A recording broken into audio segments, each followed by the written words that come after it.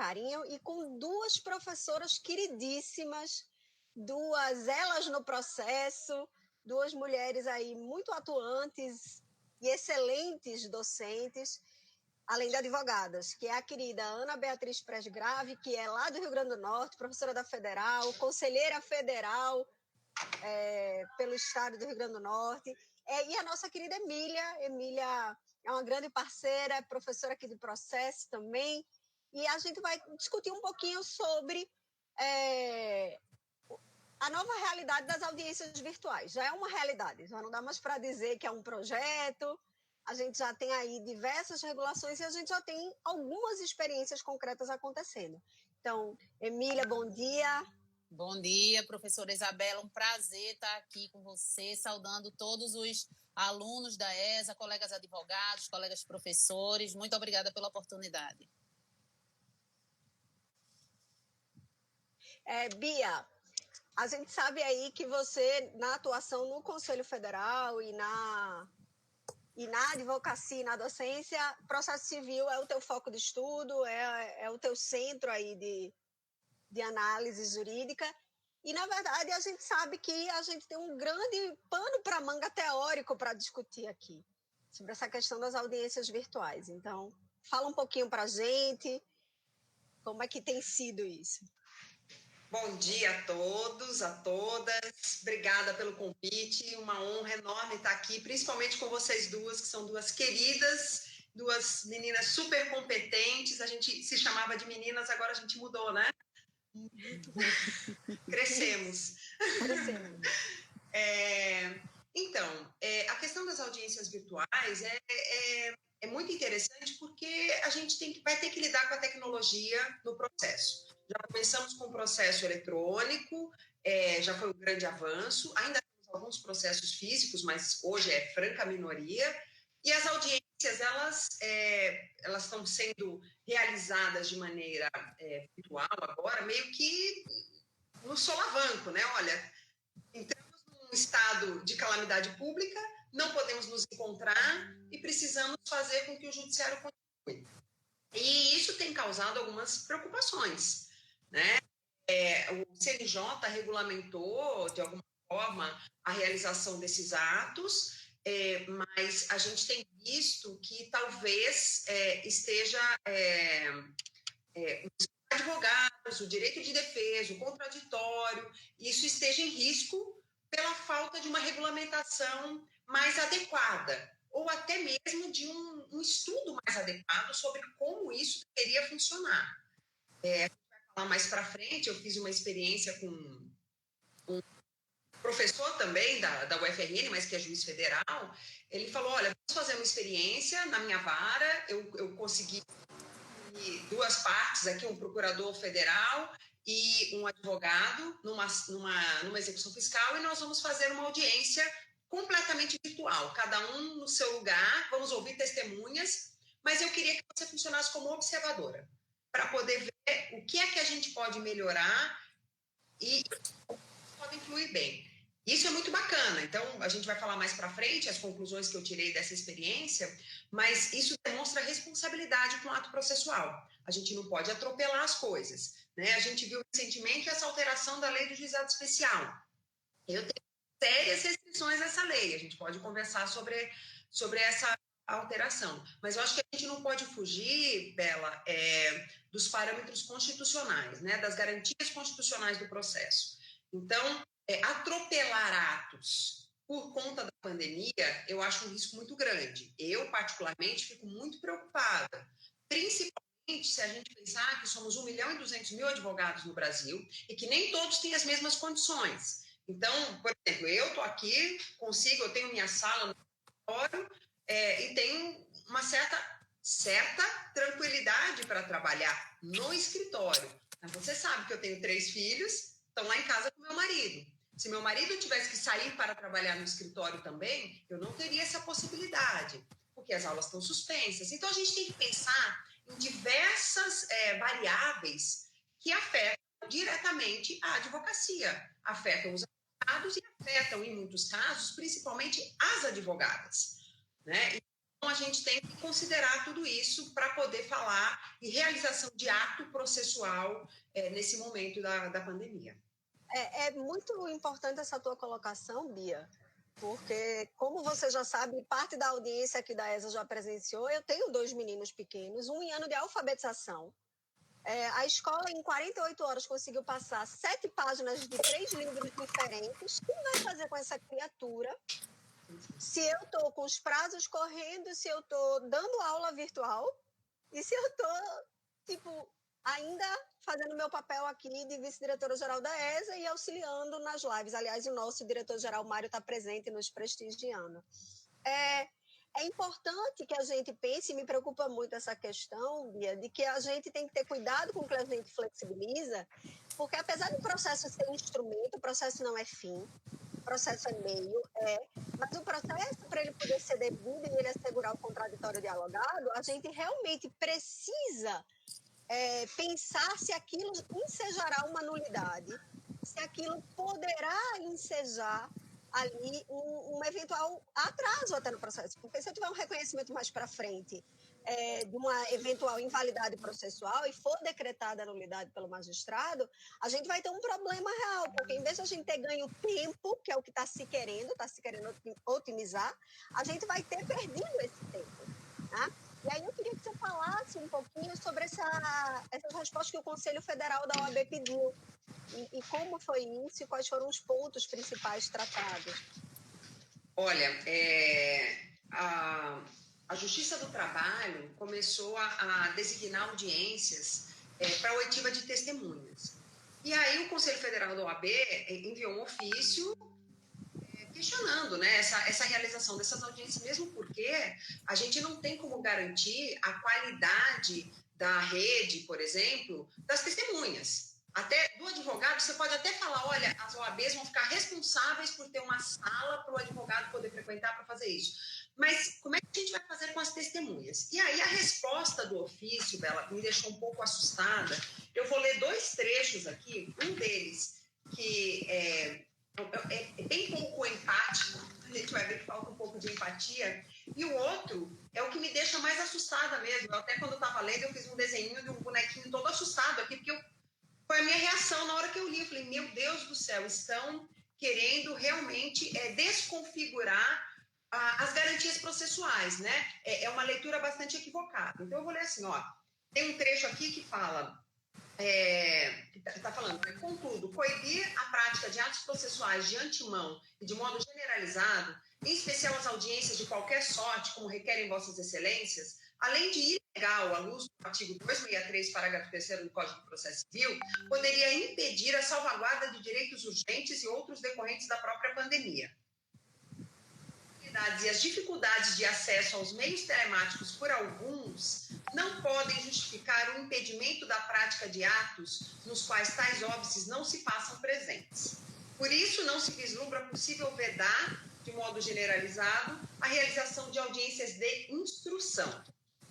E aí, num outro momento aqui, se fala, né? A previsão de disponibilização pelo Poder Judiciário de equipamento para transmissão e recepção de sons e imagens de sala, aqui alude, por exemplo, o artigo 453, parágrafo 2º do Código de Processo Civil, não pode ser interpretada de maneira restritiva, dada a vedação para a prática de atos presenciais.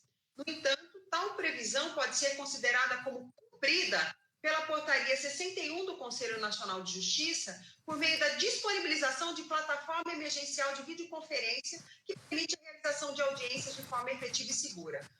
Olha, a gente tem aí alguns problemas, né?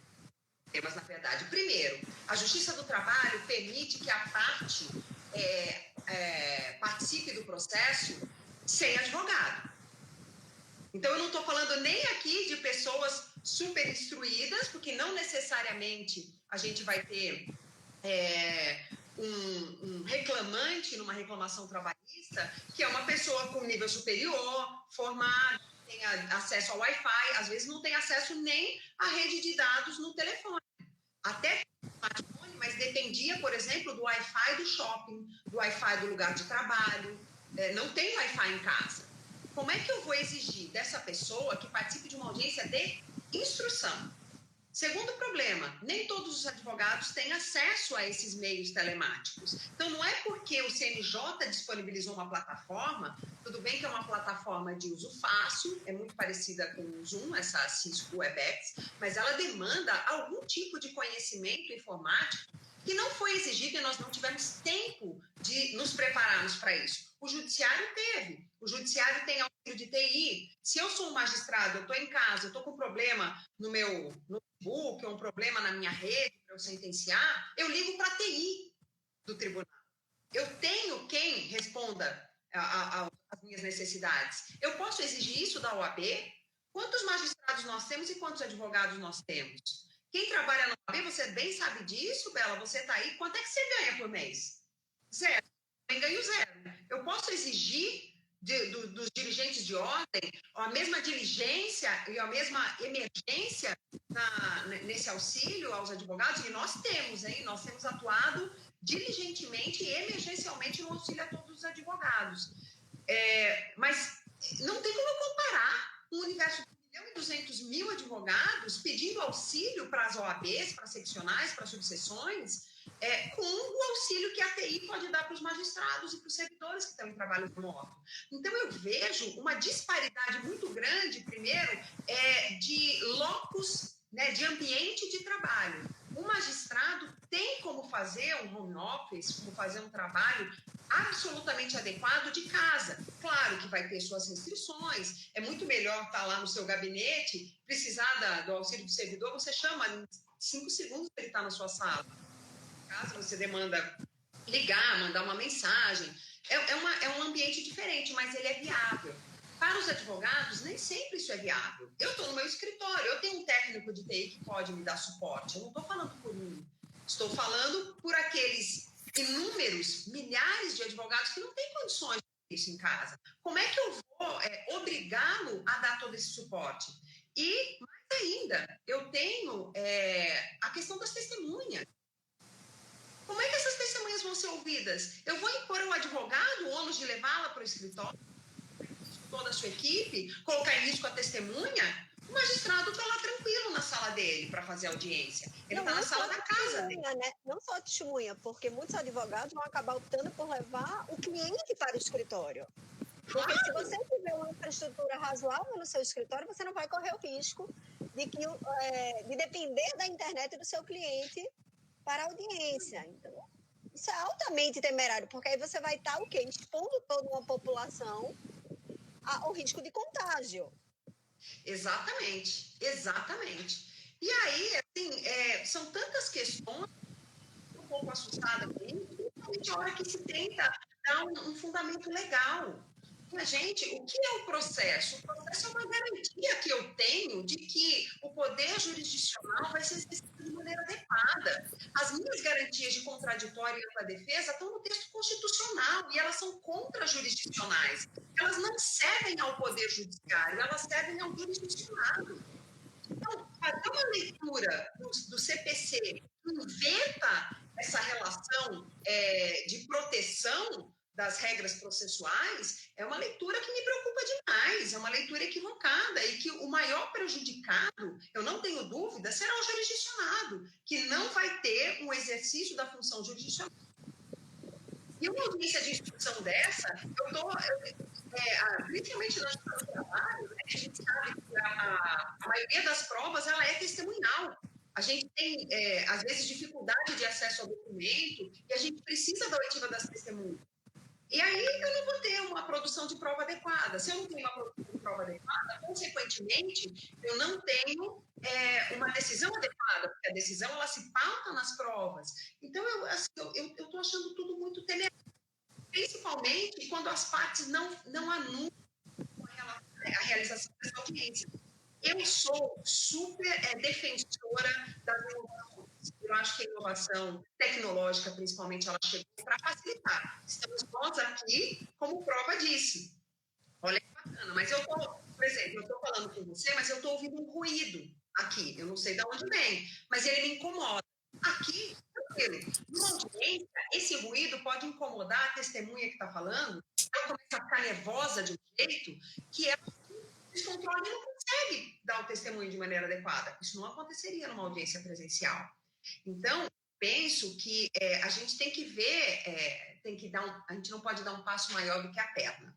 Né? Se a gente quiser avançar demais no processo, a gente pode ter um retrocesso grande em termos de garantias processuais. E isso a gente não pode admitir. Né? O advogado é o grande defensor das garantias constitucionais e garantias legais do processo. Então, a gente não pode permitir esse retrocesso por conta de um suposto avanço.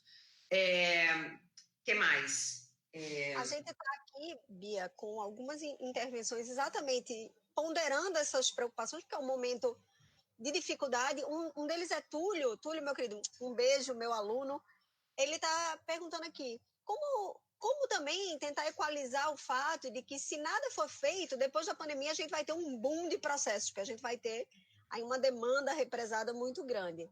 E aí, Bartilotti, nosso querido colega de professor de processo e conselheiro estadual aqui da OAB, ele faz uma ponderação importante. Ele diz, como é que a gente o magistrado vai fiscalizar se a testemunha está lendo, que tipo de orientação ela está tendo, porque tudo isso presencialmente, isso é controlado. Como é que isso vai acontecer, né? Então, aí a gente volta ao problema do risco de invalidades processuais por desrespeito às normas processuais, mais para frente. Bela, esse aqui é o tanto de observações que eu fiz sobre a audiência teste que a gente fez. E esse ponto das testemunhas, vou até falar mais tarde, a hora que eu for conversar sobre essa experiência, mas ele é um dos mais críticos, né? A gente aguenta firme aí um minutinho que a gente já vai falar sobre isso, que é um dos pontos mais críticos, e eu levantei aqui várias possibilidades a respeito desse ponto. Né? Se ela está lendo, é até fácil de perceber quando uma pessoa está lendo, mas eu consigo enxergar outras inúmeras possibilidades a respeito dessa testemunha que a gente tem que ficar muito atento. Então, esse é um ponto extremamente crítico para essa audiência. Mas o que o Túlio tinha perguntado que eu... O Túlio perguntou se não for feito, se nós não adaptarmos alguma maneira de ter audiência, como fazer com o represamento de processos que a gente vai ter. Exatamente. O que eu penso, Bela, é que a gente tem que partir da colaboração, né? A gente tem o princípio da cooperação. Se a gente fala de cooperação, a gente tem que ouvir todos os envolvidos. Então, eu não posso fazer uma audiência se os outros envolvidos não têm condições de participar dessa audiência. Isso é anticolaborativo, isso é anticooperativo. Então, o que eu penso? Qual que era a solução que eu achava que era ideal? Gente, vamos ver quem tem condições de realizar audiências e a gente vai fazendo match de todo mundo que tem condições de realizar audiência e vai realizando de quem tem condição. Isso é um negócio jurídico processual, ele deve ser realizado pelas partes, mas eu acho que nada impede que ele seja provocado pelo juízo. Gente, vocês têm condições de fazer audiência nesse processo? Se manifestem. Tendo duplo ok, vamos realizar audiência, vamos acelerar os atos. Né? E aí a gente tem que tomar muito cuidado também com a má-fé, né? Daquele que vai dizer que não tem condições de realizar, mas que, na verdade, tem condições de realizar. Então, a gente tem que avaliar isso a partir de um plano de diversos processos, né? Uma das ideias que eu tinha sugerido, né, para a gente pensar, é que o advogado ele colocasse a possibilidade dele participar de atos processuais telepresenciais. Então, quem tem essa estrutura, quem tem como fazer o processo andar, tem interesse em fazer o processo andar, massa, dá o ok ali para o tribunal e fala, olha, os meus processos podem caminhar, eu tenho estrutura, eu tenho como receber meus clientes numa sala com todas as regras de proteção sanitária, eu tenho como fazer esse processo andar. E aí isso valeria para todos os processos dele, porque aí a gente evitaria o problema de quando ele é autor, ele querer que o processo ande, e quando ele é réu, ele não querer que o processo ande. Né? Então, essa seria uma possibilidade, né, da gente viabilizar esse andamento de processo. O que eu acho temerário, Bela, é a gente obrigar, a gente colocar como norma cogente, como imperativo, a participação de todos numa audiência, principalmente em audiências de instrução, num momento como esse. A audiência de conciliação, ela é importante, ela é bacana, ela pode resolver o problema, mas ela não traz um prejuízo processual tão grande quanto a audiência de instrução. Então, você falar que teve um problema na rede durante uma audiência de conciliação, de tentativa de conciliação, não tem muito problema, porque você pode marcar outro dia, você pode tentar fazer a conciliação extrajudicial, você pode entrar em contato com o advogado da outra parte, você pode marcar até fora de juízo essa tentativa de conciliação. Você tem inúmeras formas de resolver o problema. Agora, numa audiência de instrução, é um negócio muito complicado, porque você já vai ouvir algumas testemunhas, esses depoimentos já vão para os autos, então a gente já vai ter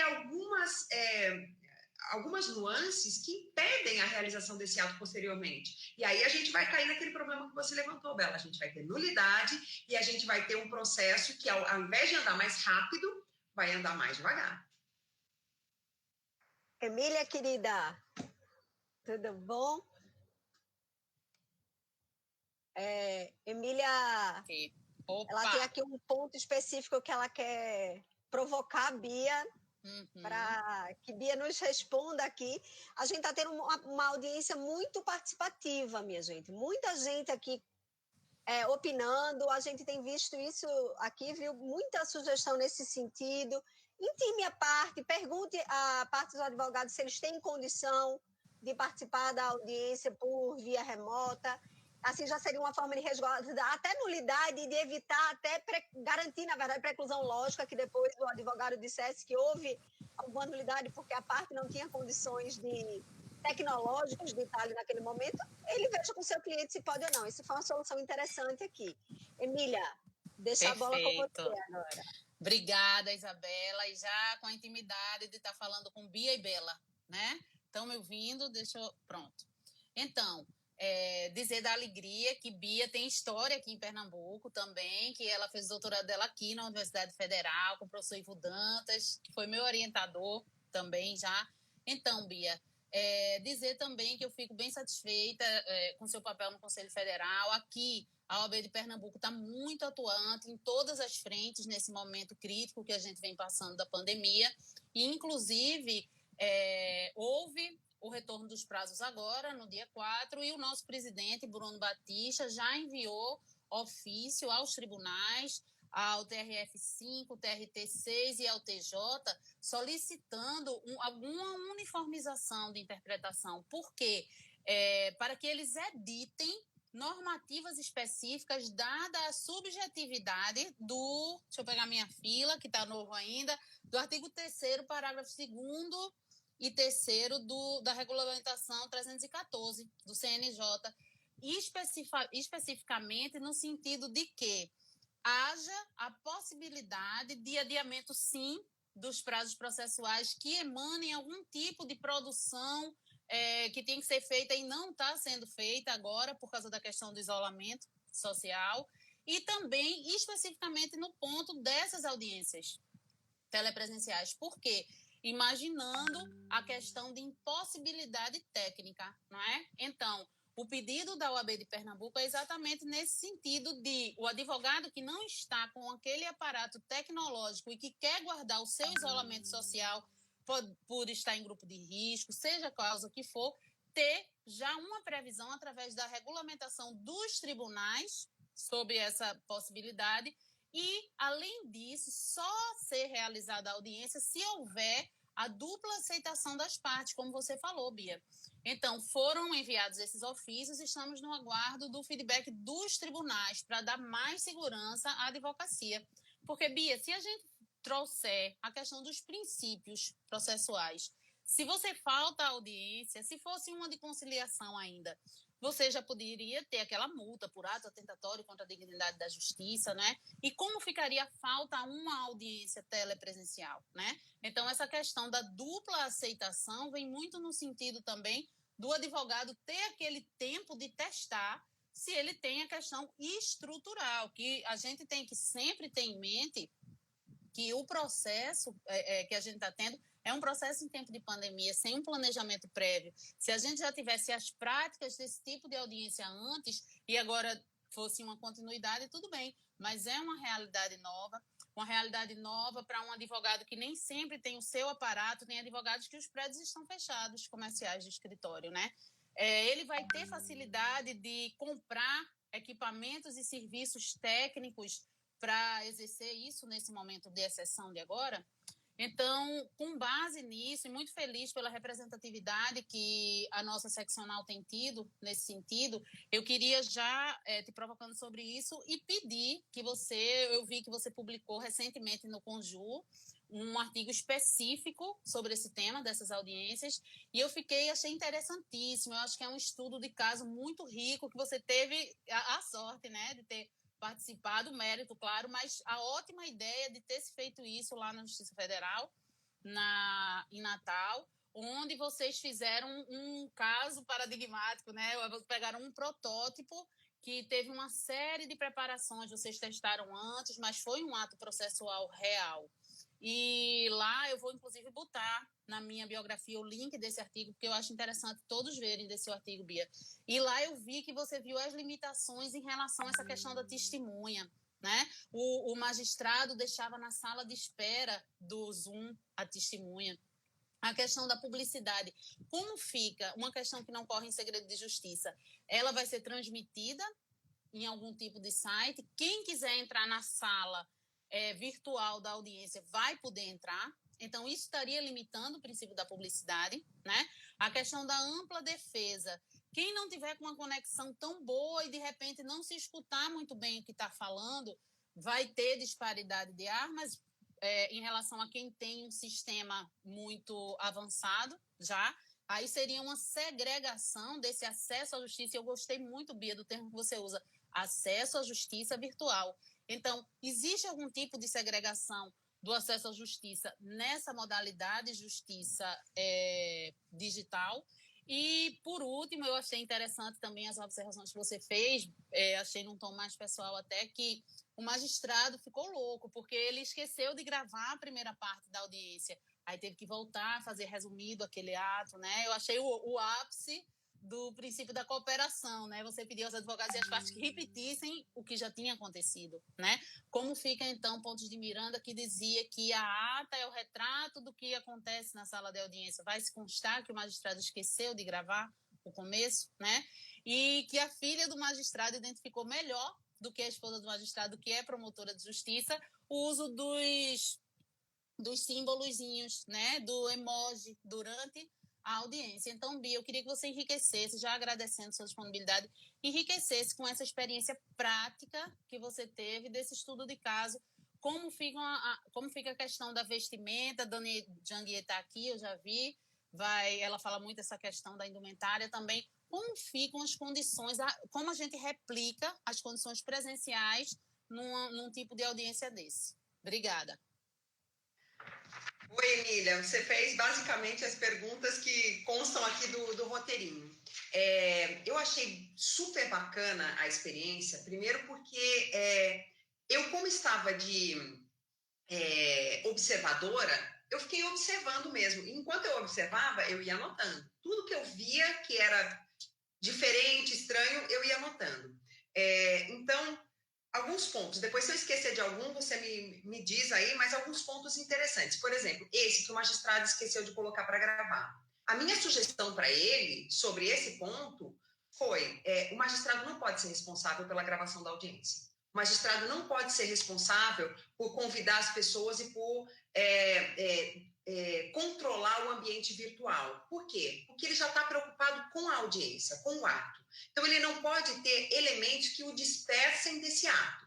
Então, a sugestão que eu tinha dado era que alguém ficasse responsável por isso. E aí, o magistrado, na hora, falou: olha, então a gente tem como colocar aqui, quando você usa a plataforma, a gente usou a plataforma Zoom para fazer essa audiência. Quando você usa a plataforma Zoom, você tem o responsável, né, como é que ele chama? O hostess lá, a pessoa que convida, e você tem como ter uma pessoa que auxilie você nessa função de como é que chama? De anfitrião, um co-anfitrião. Então, um servidor da justiça seria o responsável pela gravação, né, e por controlar a entrada e saída das pessoas da sala, né, e tem como você controlar também a abertura de microfones, o que eu acho super bacana, porque numa audiência presencial, esse é um dos pontos super positivos, esse controle dos microfones. Numa audiência presencial, você não dá a palavra à parte E ela fica falando. E aí ela tumultua a audiência. Esse tumulto não tem como acontecer numa audiência virtual, porque o magistrado vai lá e clica no microfoninho e apaga a voz do advogado e ele vai ficar lá esperneando e ainda vai perder a oitiva do que está acontecendo na audiência. Outra coisa interessantíssima e que resolve um problema são os protestos e os pela ordem. Porque a gente pode usar o chat do lado da plataforma para deixar isso já registrado. Então, você não precisa ficar lá brigando para constar em ata. Eu tive que brigar, tive que ir lá pedir para refazer a ata, tive que chamar a polícia porque não estavam querendo colocar na ata. Você não precisa de nada disso, porque você mesmo já faz isso. A hora que você coloca no chat, você coloca, olha, pela ordem, gostaria de um esclarecimento, protesto sobre isso aqui. Aquilo tudo já fica automaticamente salvo na audiência. Então, ele necessariamente vai ter que constar na ata. E se não constar na ata, você tem um documento ali, porque a audiência está sendo gravada, você tem uma prova documental, que não é de papel, ela não é escrita, mas é uma prova documental, de que aquilo aconteceu. Então, esses pontos são extremamente bacanas. A audiência pode ser mais educada. A gente usou a questão dos emoticons, né, dos pictogramas. A pessoa levanta a mãozinha, pronto, ela está pedindo para falar, ela está pedindo pela ordem, né? Ao invés de ficar gritando no meio da audiência, usa a figurinha. Isso é muito bacana. Quando está todo mundo de acordo, bota o ok, né? Todo mundo de acordo com a ata que foi lida? Ok. A ata de audiência, Emília, que foi bem bacana, e aí o magistrado me disse que ele já tem usado essa ata para outras audiências, inclusive para as audiências presenciais, ela é por tópicos, então ela é mais clara, mais fácil de entender, o jurisdicionado tem um acesso mais fácil ao que está sendo decidido. Isso tudo sem precisar romper com as tradições. Outro ponto que você levantou, bacana, sobre a indumentária. Como essa audiência ela foi feita de maneira consensual, todos concordaram em fazer essa audiência e teve oitiva de testemunha, e foi ato válido, hein? Esse ato não vai ser repetido, tá? Ela foi protótipo em termos de ferramenta, mas ela foi um ato processual válido e passou, a gente ouviu testemunha. A testemunha, a hora que entrou, a testemunha estava na sala com uma camiseta. Falei, gente, daqui a pouco esse cara vai para a praia. E aí eu fiquei pensando, como é que a gente vai fazer para controlar o ambiente da testemunha? Porque ele concordou em estar lá, estava tudo ótimo, mas ele estava assim, sentado numa poltrona lá, largado assim, e falando no celular como se ele estivesse realmente falando com alguém numa chamada de telefone, falando com a sogra, sei lá, com qualquer pessoa, e falando, porque isso... Falei, gente, a gente vai ter que controlar isso de alguma maneira, né? A gente vai ter que dizer, vai ter que ser estabelecido que vai ter um ambiente adequado. Uma outra questão que a gente vai ter que regulamentar é a questão dos ruídos. Eu falei aqui um pouquinho antes que eu estava ouvindo algum ruído e aquilo poderia me desconcentrar. Aqui não tem problema, a gente está tão acostumada a dar aula que falar até para a tela, quando a gente tem audiência, fica fácil e a gente não se incomoda com isso. Mas a testemunha, ela pode se desconcertar com esses ruídos. E a gente tem que ter uma garantia mínima de estabilidade de rede para que esses ruídos não aconteçam. As testemunhas, as partes, os advogados precisam ser bem orientados, precisam ser treinados. Então, a gente tem que ter algumas precauções, e isso tudo tem que ser alertado. Então, a gente teria que ter tipo um manualzinho, a gente teria que treinar a realização desses atos para que eles pudessem ser praticados de maneira adequada. Um outro ponto que me chamou muito a atenção na audiência é a questão da iluminação da sala. Quando entrou o advogado, porque teve um procurador e um advogado. A hora que o advogado entrou, a sala dele estava meio escura, então não dava para ver a cara dele direito. E aí fica difícil você identificar as pessoas. E aí foi um defeito que eu identifiquei nessa audiência, porque como ela foi feita toda virtualmente, se pulou uma etapa, que aí foi reconsiderada, todo mundo já fez um negócio jurídico processual ali de que esse ato foi convalidado, mas as pessoas não foram identificadas, né? E isso precisaria ser regulamentado de uma maneira adequada. Hoje nós temos documentos virtuais já. Então, a minha OAB, por exemplo, eu tenho ela no meu telefone. Então, eu poderia fazer a identificação com ela. O procurador deu uma outra ideia, né? Que a pessoa tirar uma foto com o documento. A gente tem várias formas de proceder a essa identificação digital, mas a iluminação da sala é importante para eu identificar que a pessoa daquele documento é aquela pessoa que está ali, porque eu preciso ver o rosto dela, eu preciso identificar com o documento para que o ato processual seja válido. Essa audiência foi bacana, mas ela foi protótipo. A gente sabia que aquelas pessoas eram aquelas pessoas, né? O advogado era uma pessoa conhecida, o procurador era uma pessoa conhecida, né? A gente está em Natal, que é um ovo, eu imagino que Recife já deva ser um pouco diferente, que nem todo mundo se conheça, mas aqui as pessoas circulam, as pessoas estudaram mais ou menos nas mesmas universidades, e as pessoas meio que se conhecem. Mas isso, se a gente falar que vai ter audiência virtual, imagina em São Paulo. São Paulo, que é uma loucura, nem os desembargadores do TJ se conhecem todos entre si, que não tem nem como juntar todo mundo numa sala. Então, a gente tem que pensar nesses detalhes. E aí, essa questão da iluminação da sala foi algo que me chamou a atenção também. Então, a gente vai ter que ter padrões mínimos para poder realizar essas audiências, tanto para controle de ruído quanto para controle de iluminação. Outra coisa, a presença das pessoas, né? A publicidade do ato que você levantou também, Emília. Como é que a gente faz para esse ato ser público? Eu imagino que a gente possa controlar a publicidade desse ato com a entrada e saída na sala de audiência, através da plataforma Zoom. Não acho conveniente transmissão pelo YouTube. Foi um dos pontos que eu levantei ali. Será que as partes podem, por exemplo... Porque a gente fez essa primeira audiência de manhã e à tarde o magistrado fez outra e aí ele já foi fazendo as considerações, né, das coisas que não poderiam acontecer. Eu fiquei imaginando, meninas, eu sei que eu sou um pouco criativa nessas horas, mas eu fiquei imaginando um empresário, por exemplo, numa ação trabalhista, pegar a audiência com um empregado que ele sabe que vai perder a ação, colocar, filmar a audiência e transmitir num telão para todos os empregados, para expor a pessoa e falar, olha, vocês estão vendo o que vai acontecer se vocês entrarem com a ação contra a empresa? Nós vamos transmitir essa ação. Nós vamos transmitir aqui para todos os empregados. Ou então colocar online, fazer uma live da empresa com as ações, com as audiências trabalhistas. Vocês imaginem o quanto isso pode ser atentatório à dignidade das pessoas? Então, eu acho que isso tem que ser uma vedação, né? A espetacularização da audiência. Não é porque ela é virtual que ela tem que ser exposta, né? A gente vê hoje alguns danos que decorrem da simples transmissão das audiências que acontecem no STF, pela TV Justiça, né? Que em certos momentos vira uma espetacularização. Vocês imaginem isso numa audiência de instrução no primeiro grau. Isso ia ser uma loucura. Então, eu acho que isso a gente tem que evitar. A gente tem que existir vedação para transmissão online pelas partes. Muito embora o código permita a gravação, eu posso gravar, mas isso eu estou gravando um ato que é meu, eu não posso transmitir, porque aí o mundo inteiro vai ter acesso a algo. É diferente você ter a publicidade do ato e você ter a espetacularização do ato. São coisas completamente diferentes. Então, tem que ser público. Quem quer entrar, tem condições de entrar, até a capacidade da sala, porque senão, mesmo nas audiências que são públicas, não é todo mundo que quer entrar que entra, porque pode atrapalhar o andamento do ato. Então, a gente tem que ter esse controle. Então, acho que esse controle de entrada e saída da sala, tem o controle do microfone e da imagem, porque o anfitrião da sala de audiência, ele pode controlar, inclusive, a imagem. Se você quiser me congelar aqui, você consegue me congelar e me deixar sem imagem, consegue tirar meu microfone, o anfitrião consegue fazer tudo isso.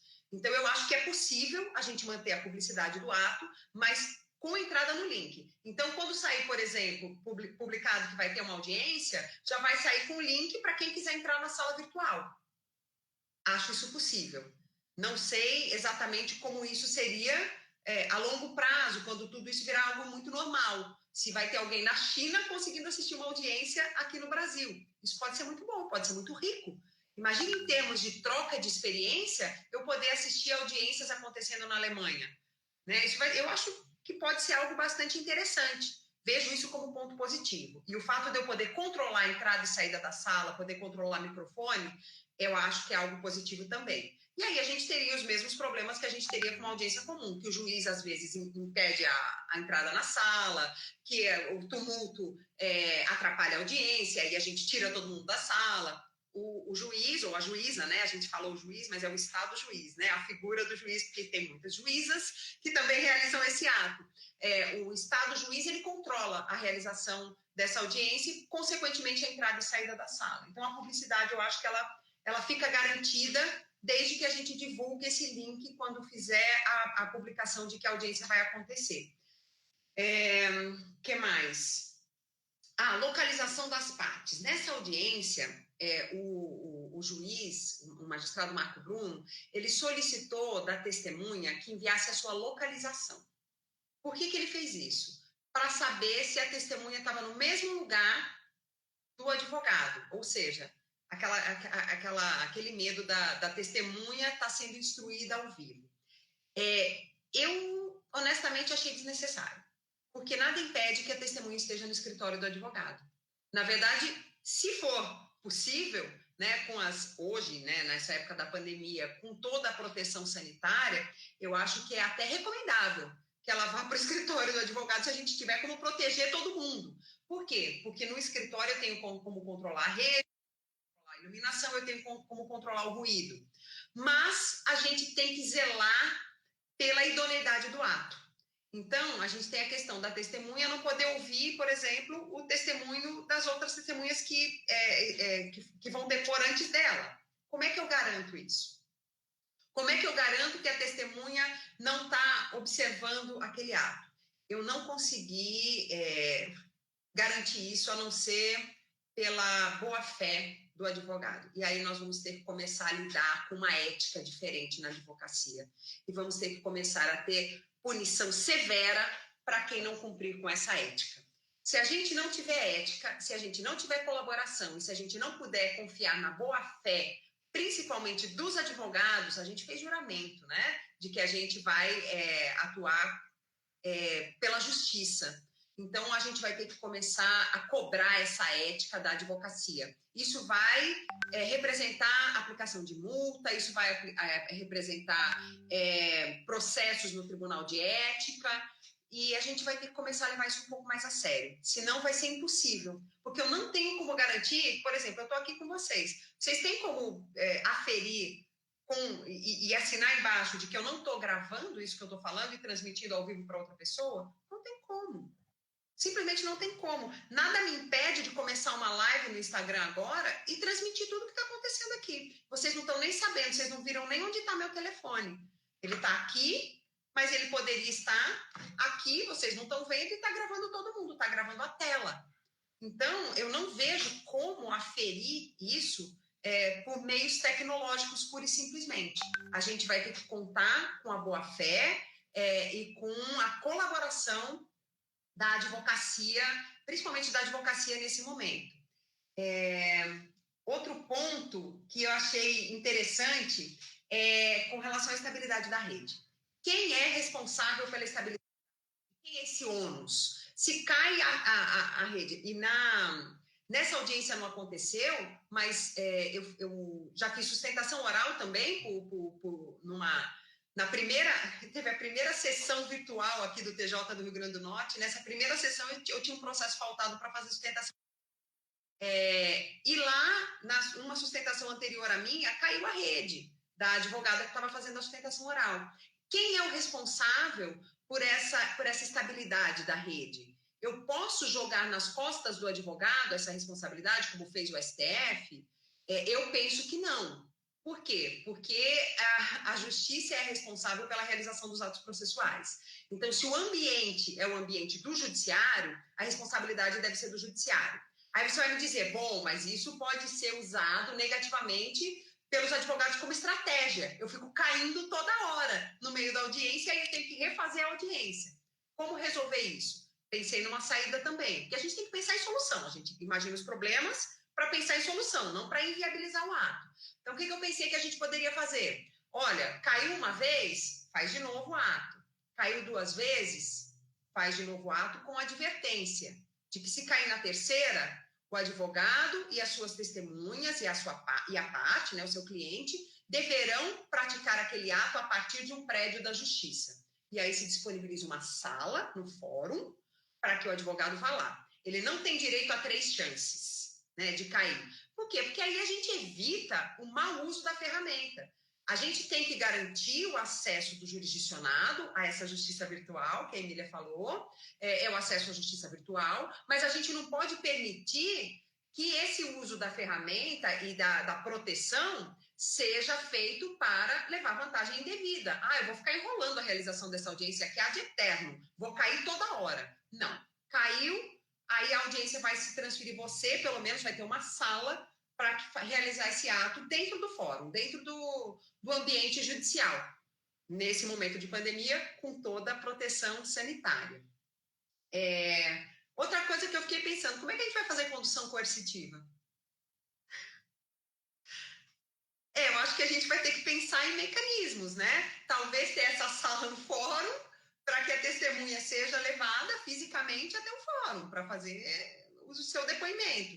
Talvez essa testemunha que tem esse ato reiterado de ficar caindo toda hora, ela tenha que ser conduzida coercitivamente ao fórum. Não sei, é uma solução que eu penso. E é possível fazer condução coercitiva em época de isolamento social? Pois é, esse ato vai ser impossível. Esse ato vai ser impossível. Então, a gente tem que esperar para o fim da quarentena. Né? O que a gente pode ir adiantando, eu acho que nessa época de isolamento, são os atos em que está todo mundo de acordo e que a gente consegue fazer. Como foi essa audiência protótipo que a gente fez? Estava todo mundo de acordo, temos interesse em fazer o processo fluir, vamos fazer o processo fluir. Então, vamos fazer a audiência. Dos pontos que a gente está tratando aqui, me parece que um consenso, tanto na sua fala como em parte da nossa audiência, é que, ok, se houver anuência dos advogados, se houver anuência aí das partes, vamos fazer, vamos tocar. Tem muita gente querendo ver os processos andando e tudo bem. Mas a gente sabe que a gente tem um problema que é o fato de que não nos adaptamos para nada disso. Então, a gente teve, num primeiro momento, a suspensão, inclusive, de todos os prazos pelo CNJ por conta dessa necessidade de organização e sistematização. Até coisas pequenas, como o diligenciamento online, precisava ser estruturado, porque a gente tinha ainda a necessidade de ir ao fórum, muitas vezes, para diligenciar uma coisa simples. Deixe concluso, por favor, peça para intimar, enfim. Às vezes, uma coisa banal, a gente precisava se deslocar ao fórum antes para isso, e isso eu acho que funcionou bem. Né? Aqui no Tribunal de Justiça de Pernambuco fizeram um aplicativo para facilitar esse acesso às varas. A Justiça Federal dispõe, né, o e-mail de cada vara para que você possa entrar em contato. E as varas... até é engraçado que o perfil físico das varas foi para o perfil do ambiente virtual. Então, aquelas varas que eram normalmente mais responsivas às diligências físicas, elas também são mais responsivas às diligências virtuais. É verdade. Mas a gente está aqui com Flávia fez uma colocação dizendo que tem alguns vídeos já do CNJ e alguns tribunais dando esse treinamento, esse suporte. Mas aí, Dani Janguier, uma querida que está participando muito ativamente aqui dessa live, junto com o Gilmar, João Vieira, a gente vai ter que fazer. Eu estou vendo que esse é um tema que a gente vai ter que fazer, inclusive, depois segmentando as áreas, porque a gente vai ter especificidades processuais na área trabalhista, na questão na área criminal, que a gente não vai conseguir abarcar, infelizmente, hoje. A gente não vai conseguir nem seguir a pauta que a gente traçou inicialmente, porque tem muita coisa para tratar. É verdade, Bela, e tem alguns detalhes também. As audiências de família, por exemplo, a gente não vai poder realizar virtualmente, a não ser que seja uma audiência de tentativa de conciliação, em algo muito simples, que os advogados estejam de acordo, mas a audiência de família é sigilosa, a gente não tem como jogar essas informações na rede, porque a gente também tem a questão de zelar pelos dados que estão sendo jogados na rede, né? Quem é que fica responsável por pela segurança desses dados? Para onde que eles vão, né? Então, audiências sigilosas, eu acho que não devem, processos que correm em segredo de justiça, as audiências devem ser presenciais, ao meu ver. E aí você tem razão. Cada segmento vai ter uma dinâmica diferente. E aí, uma ponderação importante dessa questão do ambiente que você falou é que os tribunais também não estão estruturados para terem essa sala de apoio. Os fóruns não estão organizados para terem essa sala, porque eu tenho feito muita live aqui e eu faço muita live nesse lugar que eu estou, que é muito próximo do meu Bolden. Mas eu já tive alguns imprevistos tecnológicos de que eu fiz uma live que virou um podcast, porque eu não consegui fazer aparecer minha imagem. Então, e isso durante a audiência? Esse é um problema sério. Eu fiz uma live que foi faz umas 2 semanas. Era para ter sido um espetáculo, porque era com o Beck, com o Becklaut e com o Fernando Gajardoni. E a gente ia tratar justamente dos processos em tempos de pandemia. Então, ia ser o máximo. Só que a gente teve tanto problema de instabilidade de rede, Beck não conseguia ir, aí a gente tirou o vídeo de todo mundo, aí continuou cortando, a gente não conseguia ouvir o raciocínio, falava 2 palavras e cortava. Foi tanto problema de rede que, assim, ninguém teve paciência de ficar lá esperando. E tinha tudo para ser o máximo, né? Porque Beck e Gaja são 2 caras incríveis e que teriam muito a acrescentar. E foi logo no dia em que foi publicada a lei do juizado especial. E aí, é claro, o meu embate com o Gajardoni, né? Porque ele é super a favor, acha tudo ótimo, tudo lindo, e eu falando, não, porque isso aqui é um absurdo, porque isso aqui é inconstitucional, e blá, blá, blá. Só que a gente não conseguiu nem brigar direito, porque a rede não permitia. Imagina isso numa audiência, né? Como é que você vai tirar a informação que você quer da testemunha, e a prova testemunhal serve para isso, se você fica caindo, né? Então, realmente é um problema que a gente vai ter que se estruturar para conseguir resolver. Essa questão da lei do juizado, ela traz o mesmo problema que você estava falando da justiça do trabalho, que o empregador ele tem o juspostônio, a gente tem nos juizados. E aí, se você não tem advogado, como é que você vai fazer isso? Esse ônus vai ser, então, a parte que a gente já poderia discutir a questão de acesso à justiça pelo fato da própria ausência de advogado, porque a gente sabe que no âmbito dos juizados, muitas vezes, nós temos uma litigância contra litigantes habituais, que estão estruturados com grandes escritórios, com grandes advogados em grandes bancas, e, na verdade, litígios muitas vezes de massa. Então, a gente tem um grande problema aí. Né? Bela, eu defendo desde sempre isso, que é inconstitucional. Então, todas as decisões que são tomadas num processo em que uma parte está com advogado e a outra parte está sem advogado, isso acontece muito no juizado especial, justamente com esses litigantes habituais, elas são nulas, por ofensa ao contraditório efetivo e à paridade de armas. Então, é nulidade da decisão, porque ofende ao contraditório, que é fundamento constitucional. Então, desde sempre eu defendi isso. E agora, com essas audiências, gente, aquela disposição que diz que se o réu não concordar com a audiência, o juiz vai sentenciar, como assim? Então, não vai ouvir testemunha, presunção absoluta de veracidade de tudo que está na inicial? Não, aí a gente rasga tudo. Condição de provar? Entendeu, né? Tudo que a gente tem que ensinar o aluno sobre o que é a diferença entre revelia e efeito da revelia, a gente vai aplicar. Rasga, joga tudo no lixo. E é presunção absoluta de veracidade de tudo que está na inicial. Tudo absoluto. Porque nem o autor vai ter condições de comprovar as suas alegações. Olha que doido. Não, aquilo é um absurdo. A gente está estudando, já foi enviado para a Comissão de Estudos Constitucionais a possibilidade de entrar com ação direta do Conselho Federal da OAB, entrar com ação direta de inconstitucionalidade contra esse dispositivo.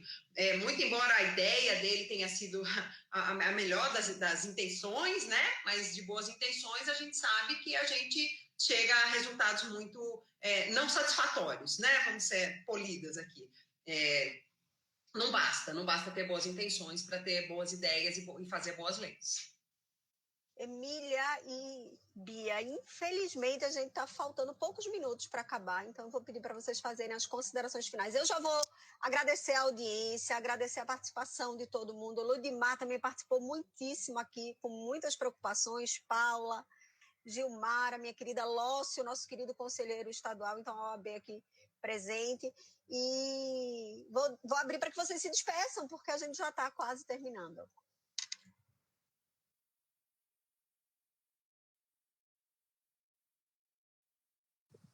Pronto, eu quero agradecer, parabenizar, dizer que é isso mesmo, Bia, e mais do que nunca a gente tem que lembrar do nosso juramento, e é como o próprio professor Ivo Dantas diz, o princípio basilar do processo é a boa-fé, né? Então não precisa a gente estar se vendo, se tocando para cumprir as obrigações processuais que a gente sabe que tem que ter. Agradecer e parabenizar a ESA, que eu estou assistindo várias lives, estou aprendendo muito, me disponibilizar o que vocês precisarem também, e mandar um beijo especial aos nossos alunos da pós-graduação, das turmas que a gente tem, tá bom? Jovem Advocacia também. Bia, Beijo grande, vamos esperar passar tudo isso e venha-se embora aqui para o Recife. Bela, bora fazer esse mesmo debate presencial quando passar isso tudo, viu?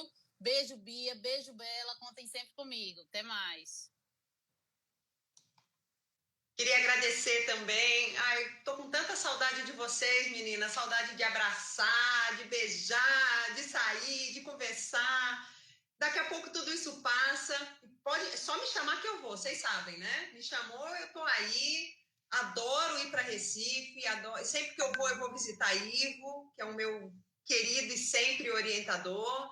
Queria agradecer demais pelo convite. O tema é muito instigante, muito importante e a gente precisa debater mais para chegar a soluções, né? Para viabilizar o uso da ferramenta com respeito a todos os princípios e garantias constitucionais do processo, pensando sempre no jurisdicionado, né? Que é o maior interessado na prestação jurisdicional, né? Sair um pouquinho desse foco do judiciário e focar no jurisdicionado. E aí cabe a nós, né, advogadas e advogados, defender o melhor uso dessa ferramenta.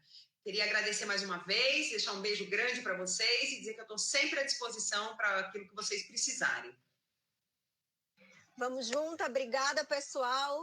Fiquem atentos aqui na ESA. Um beijo. Beijo, meninas.